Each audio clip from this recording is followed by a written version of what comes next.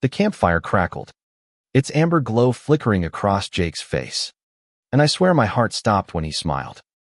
I'd known him for years. My best friend. The straight guy who never questioned why I stared a little too long. That night in the Appalachian wilderness, something shifted and it scared me to death. We were 24, two kids from small-town Virginia, chasing a weekend escape from our dead-end jobs and the weight of expectations. Jake, with his tousled blonde hair and easy grin, was the kind of guy everyone loved, charismatic, effortlessly charming, and straight as an arrow. Me, I was Ethan, the quiet one, always hiding a secret that burned in my chest every time he laughed or slung an arm around my shoulders. I'd been in love with him since high school, a truth I buried under layers of friendship and denial. The idea to camp in Shenandoah National Park was Jake's. Just us. Man, he'd said, tossing a backpack into his beat-up Jeep. No phones, no drama, just the stars and some beers. I'd agreed, ignoring the way my pulse raced at the thought of us alone. We'd camped before scout trips, family outings, but this felt different. Maybe it was the way he looked at me when he suggested it, his blue eyes catching the sunlight just right. Or maybe it was my own desperate hope twisting reality. The first day was perfect. We hiked 10 miles, sweat-soaked and laughing, trading stories about our old high school pranks. Jake teased me about my terrible sense of direction, and I shoved him playfully, relishing the brief contact. By dusk, we found a clearing near a stream, the kind of spot that felt like it belonged in a painting. Towering pines framed the sky, and the air smelled of earth and freedom. We set up our tent, a small, weathered thing we'd borrowed from Jake's dad, and built a fire. The world felt ours, just for a moment. As night fell, we sat close, passing a beer back and forth. The firelight danced in Jake's eyes, and I couldn't stop watching him. You ever think about what's next, Ethan? He asked, his voice low, almost drowned by the crackling flames. I shrugged, my throat tight. Not really. Just trying to survive. You know. He nodded, but his gaze lingered, searching my face like he was seeing me for the first time. The air grew heavy, charged with something I couldn't name. I wanted to tell him everything, how his laugh made my chest ache, how I'd spent years memorizing the curve of his jaw, but fear clamped my mouth shut. He was straight. He'd never see me that way. But then he leaned closer, his shoulder brushing mine, and said, "I'm glad it's just us out here." My heart thudded so loud I was sure he could hear it. We talked for hours, the conversation drifting from dreams to fears. Jake admitted he felt trapped by his job, by his family's expectations, by the life everyone assumed he'd live. "Sometimes I wonder if I even know who I am," he said, staring into the fire. I wanted to reach for him, to tell him I saw him, the real him, but I just nodded, my hands clenched in my lap. When the fire died down, the chill set in. The tent was small, barely big enough for two, and as we crawled inside, our sleeping bags pressed close. I lay there, staring at the canvas ceiling, hyper-aware of Jake's breathing beside me. Every rustle of his sleeping bag sent a jolt through me. I told myself to sleep, to stop hoping. But then he turned, his arm brushing mine, and whispered, "Ethan, you awake?" "Yeah," I managed, my voice barely steady. In the dark, his face was close, his eyes catching the faint moonlight through the tent's mesh window. "You ever feel like you're hiding something?" he asked. My breath caught. Was he talking about me? Did he know? I swallowed hard, forcing a laugh. All the time. He didn't laugh back. Instead, he reached out, his hand resting on my arm, warm and deliberate. "I mean it. Man, sometimes I feel like I'm not honest with myself." My mind raced, torn between hope and terror. Was this real? Was Jake, my straight best friend, saying what I thought he was? Before I could respond, he leaned closer, his breath warm against my cheek. "Ethan," he whispered, And then his lips brushed mine, a tentative, fleeting touch that set my world on fire. I froze, afraid to move, afraid to breathe, afraid it was a dream. But he didn't pull away. His hand found mine, fingers intertwining. And when he kissed me again, it was real, raw, and full of everything I'd ever wanted. The kiss lasted seconds, maybe minutes. I lost track of time. When we pulled apart, his eyes were wide, searching mine. "I don't know what this means," he said, his voice shaking. "But I've wanted to do that for a long time." I couldn't speak. My heart was a war drum, my mind a storm. Jake had kissed me. The world I'd known, the boundaries I'd built, shattered in that tiny tent under the stars. But even as my soul soared, a shadow crept in. What did this mean for us? For him? For the life we'd built as friends? We didn't talk after that. He curled closer, his head resting against my shoulder, and we fell asleep tangled together, the weight of what happened pressing against my chest. I wanted to hold on to that moment forever. But deep down, I knew the morning would bring questions we weren't ready to answer.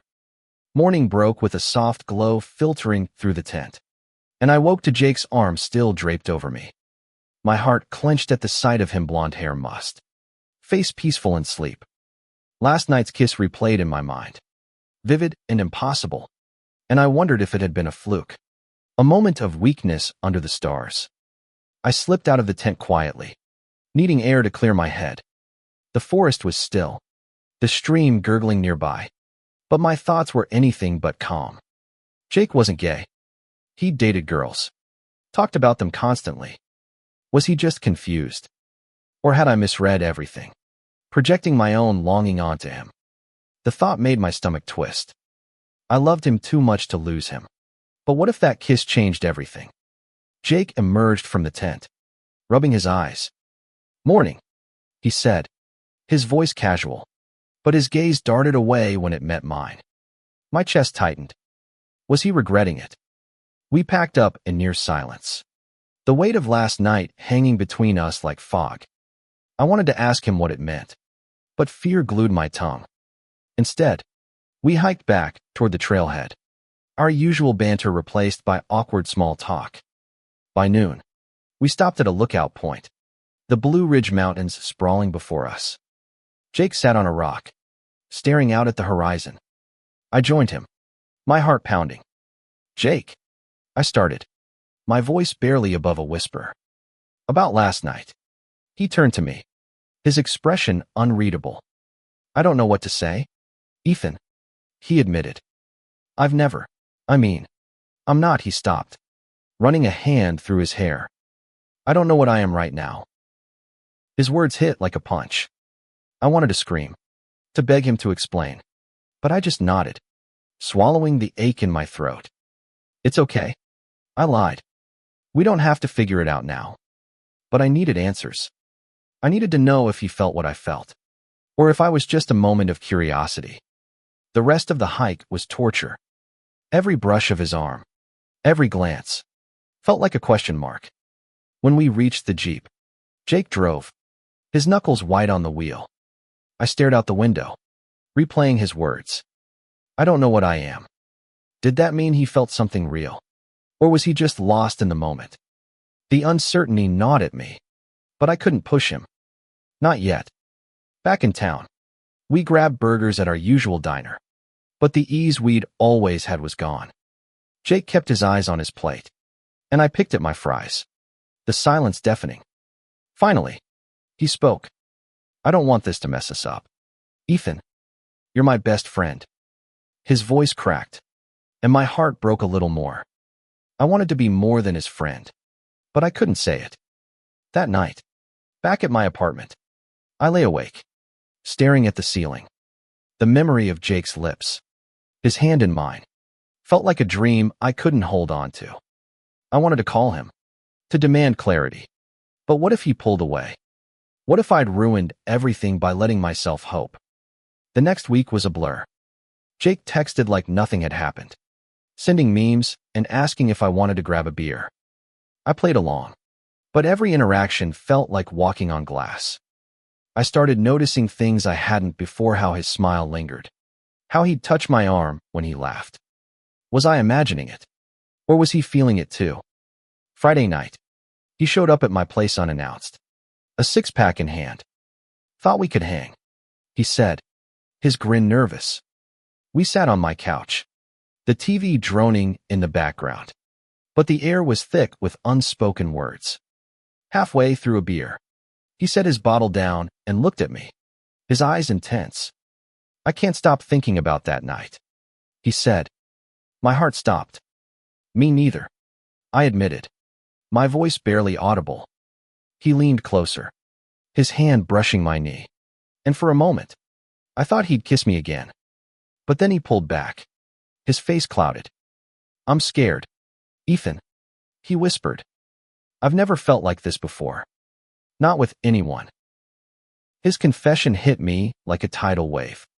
Jake, the guy I'd loved in silence for years, was scared because of me. Because of us. I reached for his hand, my fingers trembling. "I'm scared too," I said, "but I don't want to lose you." He didn't pull away. Instead, he squeezed my hand, his thumb tracing circles on my skin. "I don't want to lose you either," he said. And then, slowly, he leaned in, his lips finding mine again. This kiss was different, deeper, more certain, like he was claiming something he'd been running from. When we pulled apart, his forehead rested against mine, our breaths mingling. "What are we doing?" he asked, half laughing, half panicked. I didn't have an answer, but for the first time, I felt like we were in this together. Whatever this was, it was real, and it was ours. But the world outside my apartment wasn't as forgiving. Our small town wasn't exactly a haven for two guys figuring out something like this. I knew the rumors would start. The judgment would come. And Jakihi wasn't ready for that. Not yet. As we sat there, tangled in each other, I couldn't shake the fear that this was just the beginning of a storm we might not survive. Jake's kisses became my secret addiction, stolen in the shadows of my apartment or the quiet of his truck. Each one felt like a rebellion against the world we'd grown up in, a world of church picnics, pickup trucks, and unspoken rules. But with every touch, the weight of what we were doing grew heavier. We didn't talk about it. Not really. Jake would show up. We'd laugh, watch a movie, and then, inevitably, we'd end up tangled together, hearts racing. "This doesn't change anything, right?" he'd say afterward, his voice tight. I'd nod, lying to both of us. It changed everything. I was falling harder, and I could see the conflict in his eyes, desire battling fear. Our town, Cloverfield, wasn't big enough to hide secrets forever. People noticed things, the way we lingered too long at the diner, the way Jake's truck was parked outside my place late at night. One afternoon, his sister, Emily, cornered me at the gas station. "What's going on with you and Jake?" she asked, her eyes sharp. I laughed it off, my stomach churning, but her stare said she wasn't buying it. Jake started pulling back. He'd cancel plans, claim he was busy, but I saw the truth in his tense shoulders, his averted gaze. He was scared not just of what we were, but of what it meant. I wanted to shake him, to beg him to choose us, but I couldn't push. I'd already come out to my parents years ago, and their cold silence still stung. Jake hadn't faced that yet, and I couldn't force him to. One night, he showed up drunk, his eyes red. "I can't do this," he slurred, collapsing onto my couch. "My dad, if he knew," his voice broke, and I held him, my own heart breaking. His dad was old school, a deacon at the church, the kind of man who'd call what we were doing a sin. I wanted to tell Jake it didn't matter, that we could leave, start over somewhere else. But the words felt hollow. This was his home, his family. Could I ask him to give that up? The next day, he acted like nothing happened, but the distance grew. I threw myself into work, picking up extra shifts at the hardware store, trying to drown out the ache. But every night, I'd check my phone, hoping for a text, a sign he hadn't given up. When he finally called, his voice was shaky. Can we talk? In person. We met at the old quarry, a place we'd gone as kids to skip rocks and dream about the future. He looked wrecked, his hands stuffed in his pockets. I'm sorry, Ethan, he said. I'm trying. But it's too much. My chest tightened, but I nodded, forcing my face to stay neutral. I get it, I said, though I didn't. Not really. He stepped closer, his voice dropping. It's not that I don't feel it. I do. God, I do.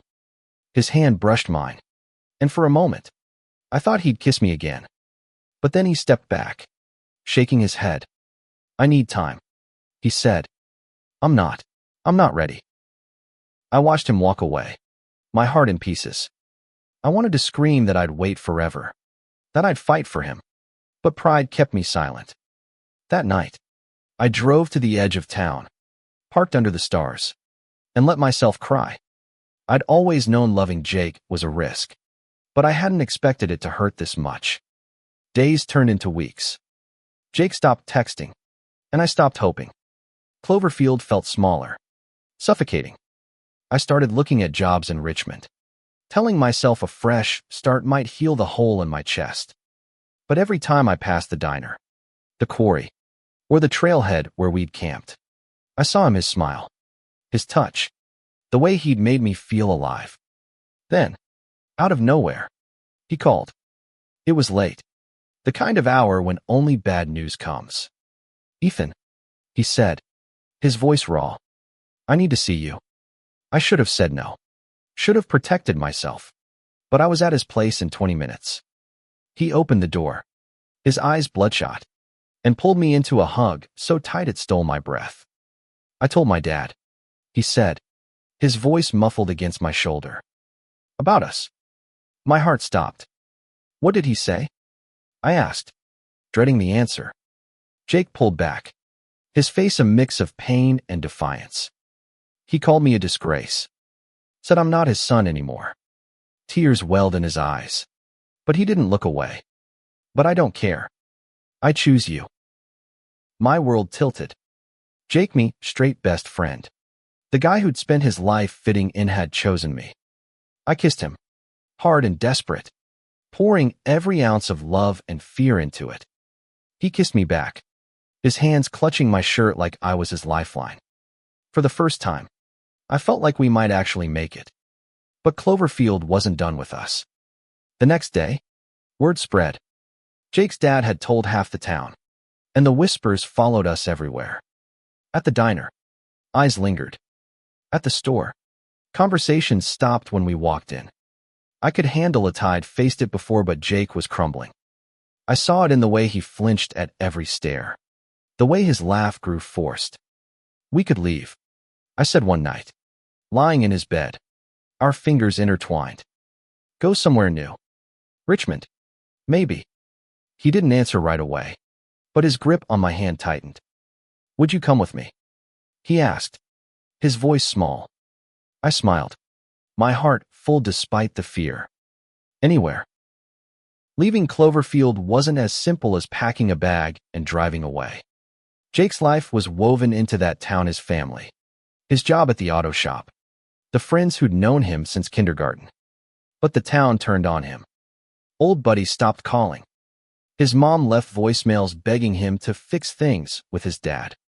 Each day chipped away at him, and I watched the guy I loved shrink under the weight of it all. We started planning our escape in secret, whispering about Richmond over late-night coffee in my apartment. I found a job listing for a hardware store manager, and Jake talked about trade school, maybe becoming an electrician. The idea of a new life felt like a lifeline, but doubt lingered in his eyes. What if we're making a mistake? He asked one night, his voice barely audible. I wanted to promise him it would be okay, but I knew better. All I could do was hold him and hope. The breaking point came at the town fair. We went, stupidly thinking we could blend in. Just two guys grabbing a beer and laughing like old times. But the stares were relentless. A group of Jake's old football buddies cornered us near the Ferris wheel. Didn't think you were like that, Jake. One sneered, his voice loud enough to draw a crowd. Jake's face went pale, but he stood his ground, his hand brushing mine. Let's go, I whispered, tugging him away, but not before someone muttered a slur that cut deeper than any knife. In the car, Jake was silent, his jaw tight. I can't do this anymore, he said finally. Not here. That night, we made a plan. We'd leave in 2 weeks.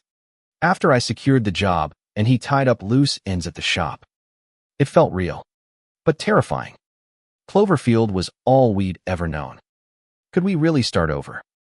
The days that followed were a blur of packing and goodbyes. I told my parents, who'd barely spoken to me since I came out. They didn't try to stop me, just nodded like I was a stranger.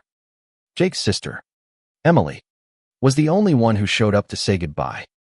She hugged him, tears in her eyes, and whispered, "Be happy." Okay. Jake nodded, but I saw the guilt in his face. He was leaving more than a town, was leaving a version of himself behind. The night before we left, we drove to the quarry one last time. The stars were out, just like that night in the tent. And for a moment, it felt like nothing had changed. Jake took my hand, his thumb tracing familiar circles. I'm scared, he admitted, but I'm more scared of losing you. My heart swelled, and I kissed him, slow and deep, under the same sky where it all began. Richmond was a shock. The city buzzed with life traffic, neon signs, people who didn't care who we were. We rented a tiny apartment above a coffee shop, the kind of place with creaky floors and a view of an alley. It wasn't much, but it was ours. I started my job, and Jake enrolled in trade school, coming home with stories about circuits and wiring that made his eyes light up. For the first time, I saw him free, unburdened by Cloverfield's judgment. But freedom came with its own challenges. Jake struggled with the weight of what he'd left behind. Late at night, he'd check his phone, hoping for a message from his parents that never came. I'd hold him, whispering that we'd build something new, something better. And slowly, we did. We found a favorite diner, a park where we'd walk hand in hand, a bar where nobody stared when we kissed. Richmond wasn't perfect, but it was a place where we could breathe. One evening, 3 months into our new life, Jake came home with a grin I hadn't seen in months. Got my first certification today, he said, holding up a certificate like it was a trophy. I tackled him onto the couch, laughing, and we kissed until we were breathless. In that moment, I saw the future not just surviving, but thriving, together. But the past wasn't done with us. A letter arrived from Cloverfield, forwarded from my old address. It was from Jake's dad. My stomach dropped as Jake tore it open, his hands shaking. The words were cold. Formal, "You're no longer welcome here. Don't contact us." Jake stared at the paper, his face blank, then crumpled it and threw it across the room. "I'm done," he said, his voice breaking. "They don't get to decide who I am." I pulled him close, my own eyes burning. I wanted to fix it, to take away his pain, but all I could do was be there. That night, we lay in bed, talking about the life we wanted, maybe a house one day, a dog, a place where we could be ourselves without apology. For the first time, it didn't feel like a dream. It felt possible.